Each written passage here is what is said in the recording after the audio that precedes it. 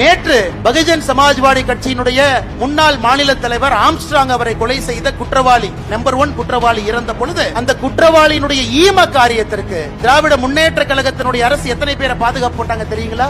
1100 பேர். நேற்று ஆம்ஸ்ட்ராங்கினுடைய கொலை வழக்கில் குற்றவாளி 1ஆக இருந்தவருக்கு நேற்று அத்தனை பேரை பந்தோபஸ்து கொடுத்திருக்கிறாங்க. ஆனா கரூர்ல 100 பேர். இதுலயே உங்களுக்கு தெரியும், ஆட்சிக்கு வந்த பொழுது முதலமைச்சர் அவங்க வேட்டி கட்டினாங்க, இன்னைக்கு முதலமைச்சர் அவங்க பேண்ட் போடுறாங்க. இது மாதிரி இருக்கு. ஸ்பெயின்ல ஃபுட்பால் விளையாண்டு இருந்த பேரை 4.5 ஆண்டுகள் கழித்து தமிழகத்துல சினிமா நடிகராக அடுத்த படத்துல இன்பநிதி ஸ்டாலின் கொண்டு வந்திருக்கிறாங்க.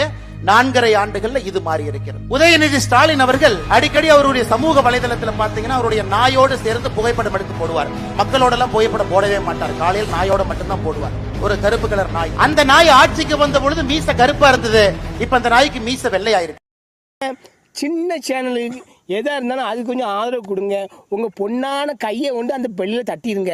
அவங்களுக்கு சப்ஸ்கிரைபர் 5-10 ஏறுனா அவங்க மனசு சந்தோஷப்படும். அவங்க வீடியோவும் பாருங்கள்.